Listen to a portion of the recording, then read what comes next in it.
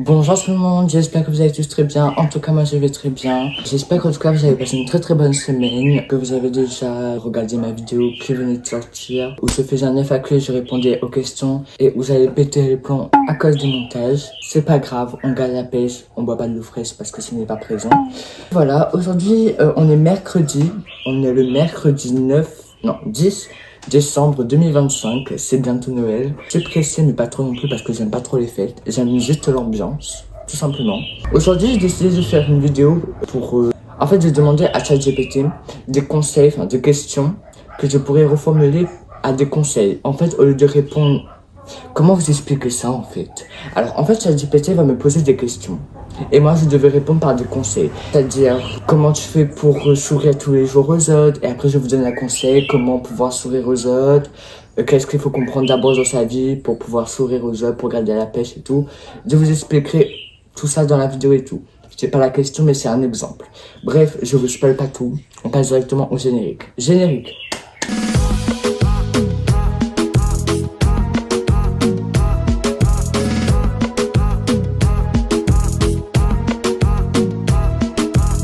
Donc la première question de ChatGPT c'est comment tu fais pour rester motivé même quand t'as la flemme? Comment tu fais pour rester motivé même quand j'ai la flemme? Alors déjà il faut savoir que j'ai pas la flemme, j'ai presque jamais la flemme, c'est juste que j'ai pas trop l'envie. Enfin c'est clairement de la flemme quoi, bref, on va pas se mentir, j'ai parfois la flemme quoi. Mais comment rester motivé? Il y a certains moments, je vous avoue, où je suis pas motivé de rester motivé. Tout simplement, parce qu'on arrive à un stade dans la journée, on est fatigué, surtout l'école par exemple. Je prends exemple, mais l'école, ça vient le plus souvent où à un moment donné, je suis là, mais je suis plus motivé, j'ai plus envie de travailler. Mais je râle quand même mon corps pour me dire, Roliane, continue. Pourquoi et comment je le fais? Je me dis, Roliane, tu es là pour pouvoir réussir peut-être ta vie. C'est une étape, tout le monde vit ça en ce moment. Par exemple, il y a beaucoup de personnes autour de toi qui sont fatiguées et tout. Ils se permettent pas de montrer leur mauvaise humeur, etc. Et pour autant, presque toute la classe, en fait, est de mauvaise humeur, mais ils ne le montrent pas tout simplement. Tu es là pour réussir, tu n'es pas là pour dormir. Un minimum de respect déjà pour les autres personnes. Donc voilà, je ne me permettrai pas personnellement. Quel conseil tu donnerais pour être plus confiant au collège? Alors, pour être plus confiant au collège, je dirais que quand vous franchissez le portail du collège, ou la porte ou je ne sais quoi, dites-vous que j'ai un objectif. L'objectif est de réussir ma vie. Aujourd'hui, je reste calme. Franchement, je vous dis pas de vous fixer des objectifs très clairs, en fait. Parfois, ce serait un peu flou. Mais au fur et à mesure, pardon, excusez-moi, où vous allez vous dire, aujourd'hui, je fais ci, aujourd'hui, je fais ça. Et ben, chaque jour, ce sera une cache coché pour vous dire, même si aujourd'hui j'ai pas pu avoir une bonne note, j'ai pu quand même faire quelque chose dans ma vie où j'ai pu quand même franchir un pas. Par exemple, franchement, pour moi, les objectifs, non, pas les objectifs, mais plus les conseils, non. Pas les conseils, pas les objectifs, mais des promesses, ça se tient jamais. Par exemple, quand on se dit, oui, demain, je prends l'exemple de la cigarette, mais moi, je fume pas. Pour vous dire. Oui, mais demain, j'ai arrêté la cigarette net. Non, franchement, c'est pas le conseil. Surtout si tu es une personne qui fume beaucoup dans ta vie, c'est pas le meilleur conseil pour te dire, oui, demain, c'est sûr, je promets, ça tout le ciel éternel, que je vais arrêter de fumer. Pas du tout. Parce que si vous commencez comme ça, et ben le jour même, vu que vous allez arrêter, vous allez sentir un manque dans votre vie. Et en sachant que peut-être, quand vous fumez, c'est pour une raison particulière. Donc ça va tellement vous manquer que vous allez vous auto-gâcher en fait. Donc vous allez trahir votre promesse en sachant que vous avez juré sur le ciel éternel. Non, au contraire, fixez-vous des objectifs, c'est-à-dire aujourd'hui, je vais moins consommer qu'hier.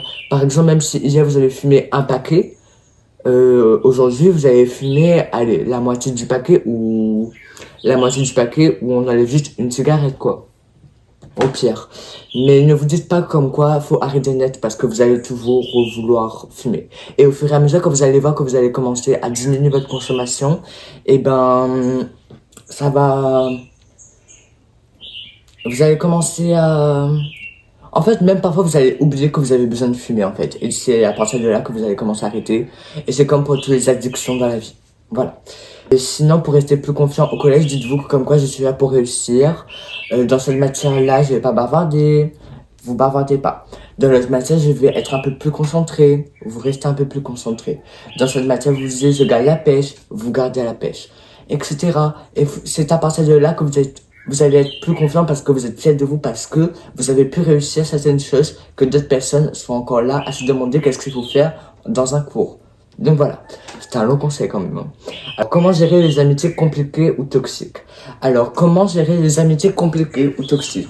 Franchement, pour moi, les amitiés compliquées et toxiques, il y a vraiment une très grande différence. Commençons par les amitiés compliquées. Alors, pour moi, comment gérer les amitiés compliquées? Ça serait, pour moi, les amitiés compliquées, en gros, ça serait, pardon, excusez-moi, un espace entre amis où t'arrives pas à te... En fait, t'arrives pas à être à ta place, t'arrives pas à t'exprimer, t'arrives pas à être comme tu es. Pour moi, ça, c'est une amitié compliquée. Pour l'amitié toxique, ça serait, ils te rabaissent tous les jours, ils disent du mal sur toi, ils font carrément l'hypocrite avec toi, ils sont là que pour... En fait, t'es comme un bouche-trou, pour être plus clair, en gros. Voilà, moi j'ai déjà été comme ça personnellement. Aujourd'hui, je me remets en question en me disant, mais Reliane, t'es vraiment horrible en fait parce que tu peux pas faire subir ça à d'autres personnes qui sont là de base juste pour t'aimer comme tu es, des gens qui ont besoin de l'affection et tout. Aujourd'hui, je me suis remis en question et je ne fais plus ça parce que j'ai grandi tout simplement. Nous avons tous le droit de faire des erreurs dans notre vie, mais à partir du moment où vous vous remettez en question et vous vous dites, j'ai peut-être fait quelque chose de mal dans ma vie et aujourd'hui, j'essaye de ne pas reproduire la même erreur. Voilà. Et comment gérer du coup ces amitiés? Franchement, je dirais faites de bons choix de votre vie. Même si vous allez faire face à la solitude, par exemple, moi je suis dépendant affectif. Le jour où peut-être où je sentirai qu'il y a personne avec moi, etc., je vais me sentir angoissé, comme si tout le monde est en train de me critiquer et comme si aux yeux des autres, j'avais un point de vue différent sur moi. Mais cherchez déjà votre santé mentale, etc. Parce que si vous vous dites comme quoi je pense pas à ma santé, je vais penser à eux, vous n'allez pas pouvoir avancer. Dans la vie, pour avoir une bonne vie et pour vivre bien dans votre vie, faut vous dire que je dois un peu souffrir quand même. Donc, pour avoir une expérience, rester tout seul, ça va vous faire du bien personnellement. Vous allez apprendre comme quoi peut-être ils étaient vraiment pas bien. Et même il y aura des moments où vous allez vous dire que c'est vous la faute, mais grâce à la solitude, vous allez vous dire mais non, c'est pas moi la faute, mais c'est eux. Pas question d'égoïsté, où vous êtes juste égoïste, etc. C'est juste la réalité. Parfois la réalité est tellement vraie que ça nous trouble en fait. C'est comme ça, et c'est la vie. Mais voilà mon conseil. Quel est ton meilleur conseil pour réussir à l'école sans trop de stress? Alors, pour réussir à l'école sans trop de stress, ça serait pareil. Fixe-toi des objectifs, par exemple. Pour réussir au collège ou à l'école, etc., fixez-vous des objectifs. C'est-à-dire, aujourd'hui, j'ai eu des mauvaises notes en français, par exemple. Et ben vous allez repasser sur le cours, vous allez bien relire le cours. Il faut que tous les 2 minutes maintenant je vienne éteindre et rallumer, enfin refaire une vidéo parce que je tourne sur Snap. Donc voilà, parce que j'ai plus de stockage sur appareil photo, donc je tourne sur Snap directement pour pouvoir... voilà. Donc j'étais à... Quel est ton meilleur conseil pour réussir à l'école et tout, avec le conseil et tout. Donc fixez-vous des objectifs. Aujourd'hui j'ai révisé en français. Pendant 1 minute, etc., vous vous dites, j'ai pas fait grand chose, mais j'ai au moins fait quelque chose. Donc c'est comme ça que vous allez pouvoir réussir, etc. Comment tu fais pour rester positif quand tu as des problèmes? Alors pour moi, comment rester positif même quand on a des problèmes, c'est de se dire que tout le monde sur Terre a des problèmes. Donc vous n'avez pas à transmettre votre mauvaise humeur à d'autres personnes, parce qu'il y a des gens qui sont là pour vivre et pas pour avoir les problèmes des autres sur leur dos. Donc ça serait... le but, c'est pas que vous restez dans votre coin à souffrir. C'est peut-être d'en parler petit à petit, etc. Mais pas jeter tous vos liens chez d'autres personnes. C'est quoi ton conseil pour avoir une meilleure relation avec sa famille? Personnellement, j'ai plutôt une relation neutre avec ma famille. Mais mon conseil, ça serait... Vu que j'ai une relation neutre avec ma famille, ça serait essayer de parler avec votre famille correctement, bien et tout. Faites des choses pour eux, même un petit geste, etc.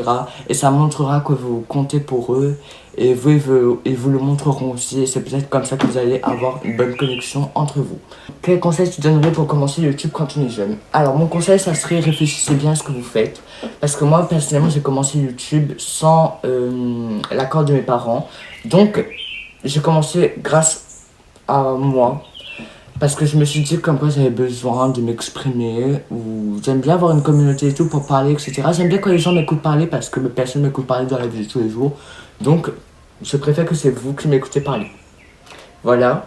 Mais dites-vous pourquoi j'aimerais faire YouTube, en quelle raison, etc. Si par exemple c'est pour situation où vous êtes seul, etc., faites-le. Si par exemple vous avez envie de sortir de votre zone de confort et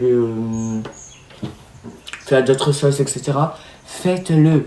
Si c'est juste pour le fun ou juste pour vous faire connaître, etc., faites-le si c'est pour de bonnes raisons. Comment gérer les gens qui parlent mal de toi ou qui critiquent? Alors personnellement, ça revient un peu à commencer YouTube, etc. Dans la vie, vous allez toujours faire face à des personnes qui vous critiquent. Surtout si vous êtes sur les réseaux, il y aura beaucoup de gens qui vous critiquent. Moi, j'ai déjà passé ce cap. Aujourd'hui, j'ai plus rien à faire de tout ça.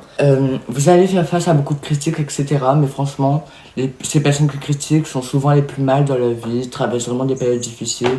Donc franchement, ces personnes-là, on s'en fiche un peu. Faut pas faire attention à leurs critiques parce que vous n'allez jamais pouvoir avancer si vous les écoutez. Quel conseil pour devenir plus organisé dans sa vie? Pour devenir plus organisé dans sa vie, il faudrait déjà que vous n'avez pas beaucoup de choses à faire. Non, même pas. Ça serait... Moi, personnellement, mon conseil, comment je fais pour avoir une vie organisée, c'est que je demande à ChatGPT de me faire le plan de la journée. Et c'est pour ça que j'ai un temps pour faire tout, j'ai un temps pour réviser, etc. Et c'est pertinent. Si vous n'avez pas envie de faire ça, si vous réussissez à contrôler votre temps, etc., tant mieux. Mais franchement, en fait, faites beaucoup de choses parce que vous savez que même quand vous allez vous ennuyer, vous aurez toujours des trucs à faire. Donc, voilà mon conseil pour avoir une vie plus organisée. Après, ne mettez pas trop de trucs sur votre dos non plus parce qu'avoir trop d'activités, ça peut trop vous tuer mentalement. Parce que vous dépendez de ce sport, etc. Donc c'est un peu triste quoi, que vous avez autant de choses à faire.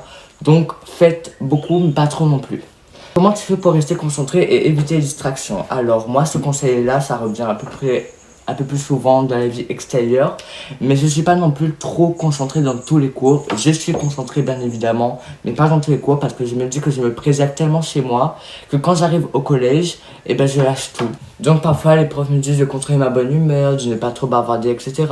Mais je comprends parce que ça peut perturbant d'avoir un élève qui parle tout le temps, mais pas dans tous les cours. Il y a beaucoup de cours où je suis quand même sérieux, je vais pas non plus mettre tout la faute sur moi.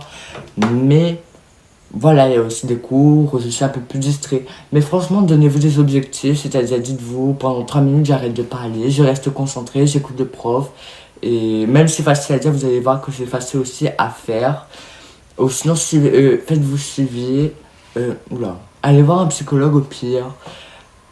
Ou même parler à des gens, des supérieurs et tout, si vous êtes assez sociable. Si vous êtes pas sociable, parlez avec ChatGPT.